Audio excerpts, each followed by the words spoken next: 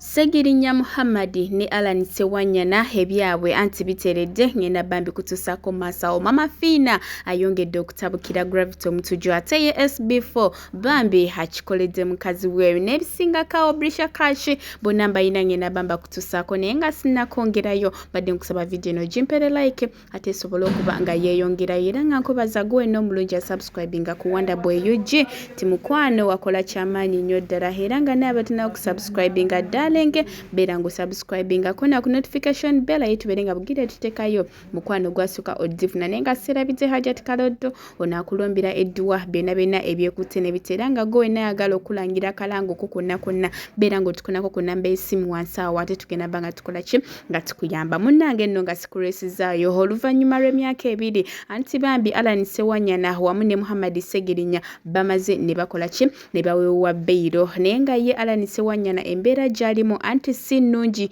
yadde nakatono era nga wenjogerera bagenda babatwalibwa mu ddwaliro ate okubanga babeekebejja obulamu bwabwe wamu n'okubajjanjaba abankubadde agayita mu nkubo mbu ababiri bana ate tebabakwata nga bakatuuka ewaka lwansonga baludde mukomera ebbanga ddene naye nga buli bagezako okusaba beyiro mu kkooti mukwano ate beyiro yo tebakola ki tebagibawa naye katusabe ku mulundi guno ate buli kimu kitereere wamu n'emisango gikole ki gibagibeeko lwansonga nga obitegeera ate ye Prince Jack ono yali omuninkini wa Brisha Cash mukwano embeera gyalimu yeetaaga essaala zammwe era nga bambi mumusabireko lwansonga ekirwadde kyamukutte era nga yatwaliddwa wali eri mu ddwaliro Makindye bambi mumusabireko ate wano ku Wanda Boy UG bambi tukusabira osobola okuba nga oterera ate nga owona bulungi eyo nga tuvuddeyo ate ye Mukunja ataseera ne Sheebah anti omukwano gubayisiza mukabo bannange bano kyebekola ku TikTok inze naawe King Sheebah yagambye tayagala asalimbira ku Mukunja era natukakasa nti ye Mukunja wowe yekka bannange omuhabbat anti ogubeera wali King Sheebah munamuwulira naye nga bambi ate mubeere nga mukola ki mutuula mu kayimba ke challenges bambi abagamba mumwagale era n'akayimba ke ate mubeere nga mukola ki nga mukaagala naye nga kamaama tukwagaliza bisinga era nga Omukunja atasera bambi webale kimu kyonna kyomukolera ate ye Maama Fiina wamu ne SB4 anti bongedde okukatiriza ku nsonga za Jose Chameleon ne Gravity omutujju wamu ne Charles wa Asia era nga video ngenda banji kuteerako Masawo ate osobola okuba nga obyewulireko ye Anteira anti bamugambye teriyo kirabo kya Valentine mukwano bino bisesa osana kuba nga obyewulirirako enkuba etikudda akagwene kagweri ne mugamba gufuna wayini wo wenywere kuuma ne mubuza aliwe ejingidde ku nkuba okugisiba okimanyi nti gwoli muntu w'amaanyi erinnya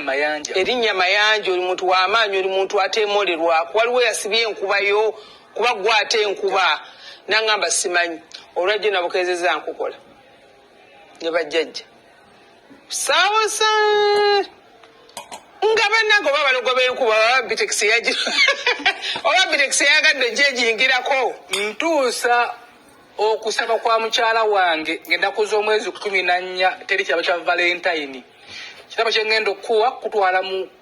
gwanga mujje nakuza omwezi 24 so tosubira kirabo kya Valentine maama wange tokisuubira ngenda kugulira akagoye akalungi tugende ngenda kuza omwezi 24 mu gwanga